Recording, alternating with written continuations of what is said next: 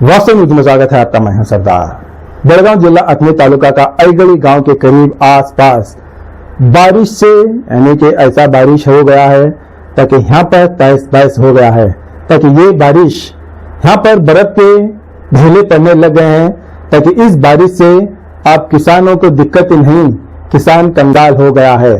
ताकि यहाँ पर जो भी दराक्षी है, जो भी फल फ्रूट है, आज वो बर्बाद हो गया है बर्फ के पानी बारिश से। ताकि यहाँ पर अब किसानों को कैसे मदद होगा, अब यहाँ से कौन सी सरकार मदद करेगी या फिर इनका क्या नुकसान का कौन भरपाई करेगा, आखिर कौन मदद करेगा, अब तो फिलहाल कोई भी अब तक मैसेज नहीं है। ताकि बर्फ के पानी से बारिश से अब ये सारा दराक्षी जो भी है, किसानों ने जो फल फ्रूट जिन्होंने अपने वहां पर पीक किया है, आज वो सब फसल बर्बाद हो गया है बर्फ के बारिश से। ताकि अब यहाँ पर अईगड़ी क्रास के आसपास बड़ी मेहनत से, ताकि आपका महीना तो गर्मी का मौसम होता है, बारिश तो बिल्कुल नामुमकिन की बात होती है, और यहाँ पर बर्फ की बारिश ऐसे बहुत सारे गांव में बर्फ की बारिश हो गई है। विजयपुर जिला के मुद्देवार में भी वहां पर बर्फ की बारिश गिरकर कहीं घरों के कांच की खिड़कियां टूटे फूट गए हैं। मगर अब तो वो तो बात शहर की बात तो और है, मगर अब यहाँ पर अईगड़ी जो गांव है, अब वहां पर बारिश से सारा खेत का पीक, सारी दराक्षी, बहुत सारे लाखों रुपया का किसान का नुकसान हो गया है। ये तो बात नुकसान तो हो गया है, भरपाई यानी कि सरकार इनको मदद करेगी या नहीं करेगी ये तो बात और है। मगर सबसे पहले ये ऐसा क्यों होने लग गया है? आखिर गर्मी के मौसम में ठंडी बारिश क्यों होने लग गई है? आखिर क्या माजरा है? क्या कुदरत का खेल है जो नुकसान होने लग गया है किसानों का? और बहुत सारे नुकसानों की बातें होती हैं, मगर कुदरत ऐसा खेल क्यों खेला जा रहा है जो लोगों के साथ? आखिर कौन सी गुनाह की तरफ दिशा में चले जाने लग गए हैं लोग, ताकि गर्मी के मौसम में ठंडी बारिश होने लग गई है? ये तो ताज्जुब की बात है।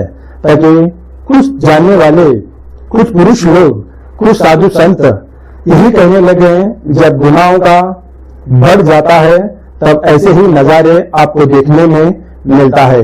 कोई जमीन लुटेरे, कोई ना जाने घर में झगड़ा फसाद, कोई पैसा लुटेरे, इसकी टोपी उसके सर, सब इस दुनिया में ऐसे इस धरती पर रहने के बाद, धरती को बोझ बनने के बाद, तो ऐसा ही कुदरत का एक सबक होता है। ताकि अब तो ऐसा ही है, मतलब ऐसे बहुत सारे हो गए लोग, ताकि इसलिए पाप का बोझ भरकर आज ये शायद ये ऐसा होता होगा, यानी कि सूफी संतों का ये कहना है। ताकि कभी गर्मी के मौसम में बारिश के लिए तो ना जाने बहुत सारे लोग दुआएं मांगते हैं, यहाँ वहां पर पेड़ पौधों के नीचे बैठते हैं ताकि ठंडी हवाएं लेने के लिए। मगर अब जरूरत नहीं पड़ गई, क्योंकि अब ऐसे गर्मी के मौसम में ठंडी बर्फ की बारिश होने लग गई है, तो गर्मी क्या करेगी? तो ये क्या, अब तो ये तो है, मसला तो ये है। मगर अब कुदरत का खेल का सूफी संतों का ये कहना है, गुनहगारों का संख्या ज्यादा बढ़ने लग गई है, तो कुदरत का मार इस तरह पड़ने लग गया है। तो फिर आइए देखेंगे एक रिपोर्ट में।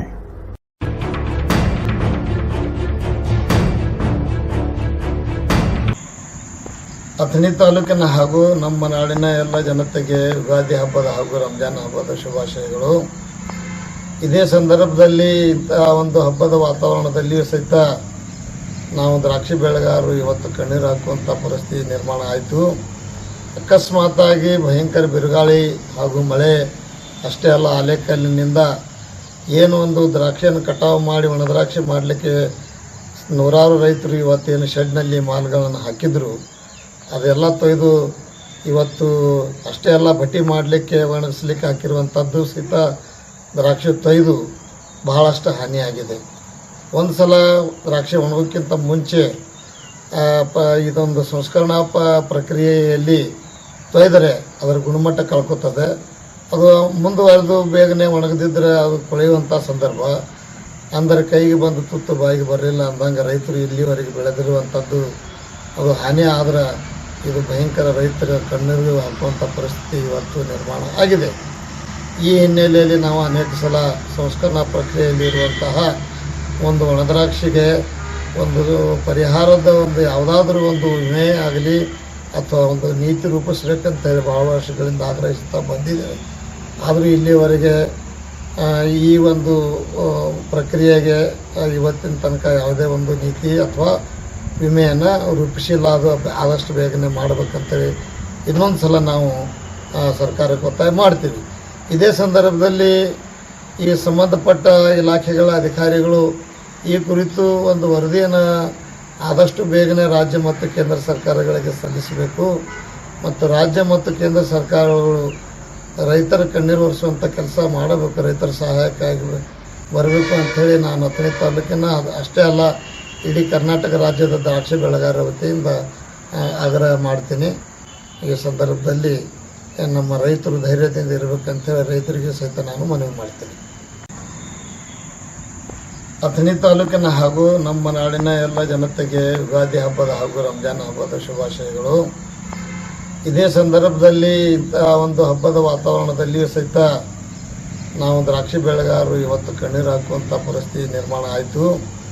ಅಕಸ್ಮಾತಾಗಿ ಭಯಂಕರ ಬಿರುಗಾಳಿ ಹಾಗೂ ಮಳೆ ಅಷ್ಟೇ ಅಲ್ಲ ಆಲೆಕಲ್ಲಿನಿಂದ ಏನು ಒಂದು ದ್ರಾಕ್ಷಿಯನ್ನು ಕಟಾವು ಮಾಡಿ ಒಣ ದ್ರಾಕ್ಷಿ ಮಾಡಲಿಕ್ಕೆ ನೂರಾರು ರೈತರು ಇವತ್ತೇನು ಶೆಡ್ನಲ್ಲಿ ಮಾಲ್ಗಳನ್ನು ಹಾಕಿದ್ರು ಅದೆಲ್ಲ ತೊಯ್ದು ಇವತ್ತು ಅಷ್ಟೇ ಅಲ್ಲ ಬಟ್ಟಿ ಮಾಡಲಿಕ್ಕೆ ಒಣಗಿಸ್ಲಿಕ್ಕೆ ಹಾಕಿರುವಂಥದ್ದು ಸಹಿತ ದ್ರಾಕ್ಷಿ ತೊಯ್ದು ಬಹಳಷ್ಟು ಹಾನಿಯಾಗಿದೆ.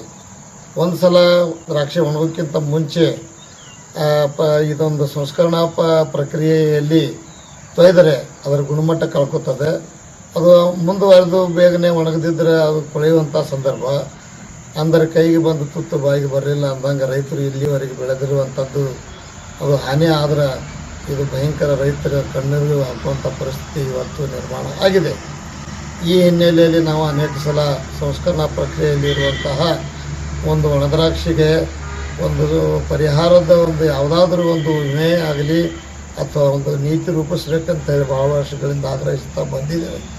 ಆದರೂ ಇಲ್ಲಿವರೆಗೆ ಈ ಒಂದು ಪ್ರಕ್ರಿಯೆಗೆ ಇವತ್ತಿನ ತನಕ ಯಾವುದೇ ಒಂದು ನೀತಿ ಅಥವಾ ವಿಮೆಯನ್ನು ರೂಪಿಸಿಲ್ಲ. ಅದು ಆದಷ್ಟು ಬೇಗನೆ ಮಾಡಬೇಕಂತೇಳಿ ಇನ್ನೊಂದು ಸಲ ನಾವು ಸರ್ಕಾರಕ್ಕೆ ಒತ್ತಾಯ ಮಾಡ್ತೀವಿ.